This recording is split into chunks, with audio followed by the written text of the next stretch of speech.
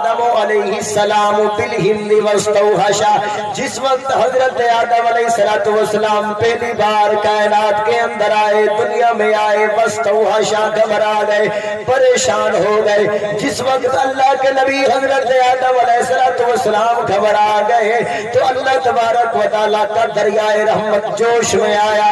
کائنات کے رب نے فرمایا ہے جبریل،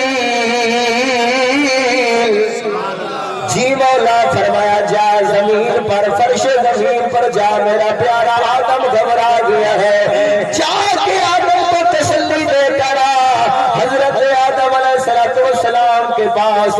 وَنَزَلَ جِبْرِيلُ أَمِينٌ علیہ السلام، حضرت جبریل پاک حاضر ہوئے۔ وَنَادَى بالآذان، اللہ اکبر اللہ اکبر، اشہد ان لا الہ الا اللہ مرتین واشہد ان محمد رسول اللہ۔ حضرت جبریل امین علیہ السلام نے میرے آقا آدم علیہ السلام کی بارگاہ میں آ کر اذان پڑھنا شروع فرما دی۔ اے جبریل، یہ کیا معاملہ ہے؟ اللہ کریم نے فرمایا جاؤ آدم کو تسلی دو، اور آپ نے آ کر آدم علیہ السلام کے سامنے اذان پڑھنا شروع فرمائی۔ تو گویا حضرت جبریل پاک نے زبان حال سے جواب دیا، جب اذان پڑھی جاتی ہے تو گھبرائے ہوئے دلوں کو سکون مل جاتا ہے۔ اس لیے تو ہمارے ساتھ رہنے والا کوئی بندے مسلمان جب انتقال کر جاتا ہے، ہم اس کو قبر میں دفن کر کے اس کی قبر پر پڑھتے ہیں اذان۔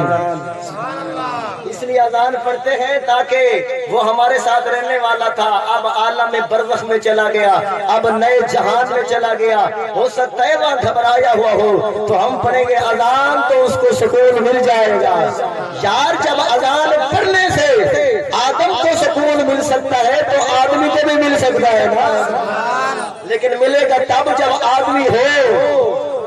اچھا بولو سبحان اللہ۔ جب ملے گا تب سکون جب آدمی ہو، آدم کا حلالی بیٹا ہو، تو پھر اس کے بھی اذان سن کر سکون مل جائے گا۔ اس لیے تو ہم وہاں بھی اذان پڑھتے ہیں۔ اللہ اکبر۔ حضرت جبریل پاک نے اذان پڑھ لی اور پڑھنا شروع فرما دی۔ اذان سنتے گئے، سکون ملتا گیا، اذان کے ساتھ سکون ملتا گیا حضرت آدم علیہ السلام کو۔